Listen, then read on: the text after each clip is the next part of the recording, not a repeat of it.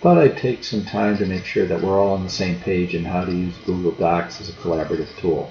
Remember, you don't need to upload and download files in Google Docs in order to make changes to a shared product.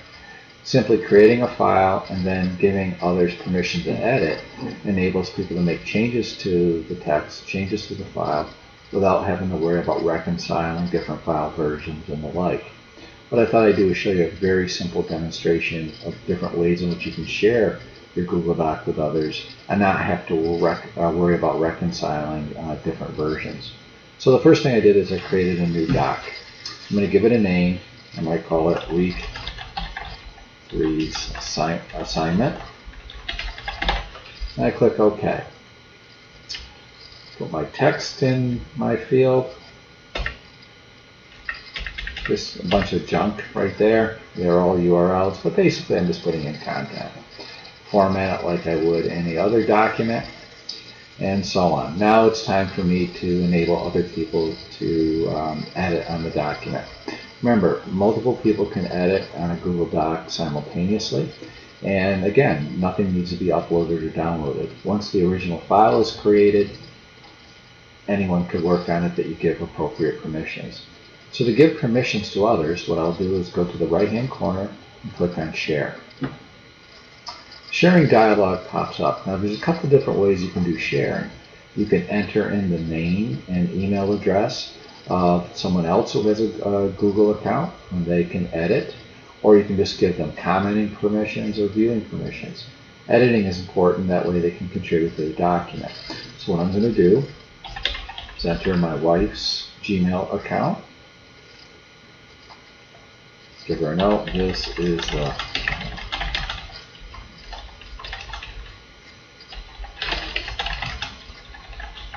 and then when I click send,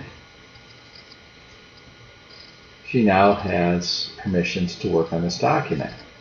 She'll get a link to the document. This document's title, Week 3's assignment, will appear in her Google Drive.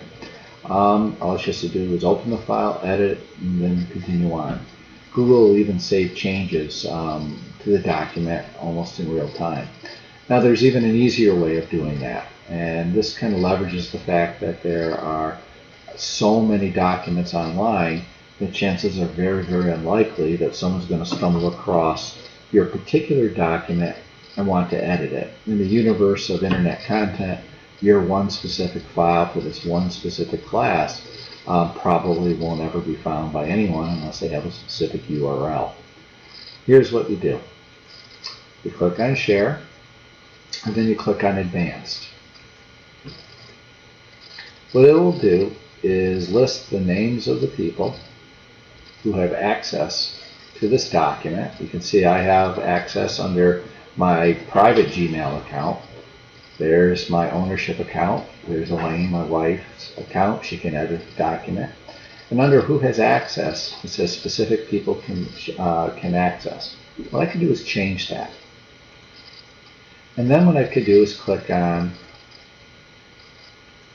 anyone with the link. That means anyone with the link can access this file.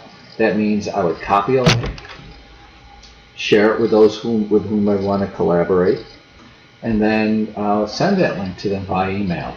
For them to edit the material, they click on the link, and they can go from that point.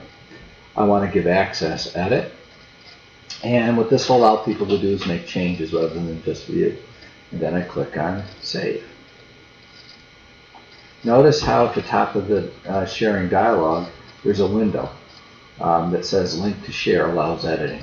So if I highlight that link, copy it, I can send this link to anyone by email, and they in turn can click on the link and then edit a document. Now, the upside is it's very easy to send this link to anyone, and you don't have to worry about capturing their specific Gmail account information. So if you don't know someone's specific Gmail username, you can use this as a method to allow them to edit your material.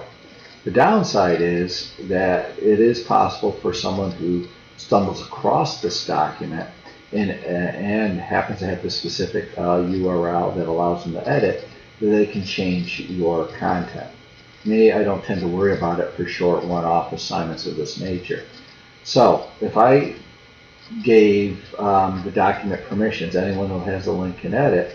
Now if I sent that link out to the group, then in turn anyone could edit it using their Google login, and nothing needs to be uploaded or downloaded. So yeah, Google Drive is like a file cabinet. You're completely correct on that notion. But files aren't checked in and out.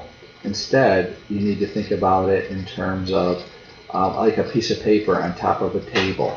And anyone can walk up to the table that you give permissions to and add material to that document. Nothing is checked in and nothing's checked out. Now, if you go to the route in which people upload and download different versions of the file, then you're going to have a lot of conflicting versions. And often it's very difficult to reconcile the versions.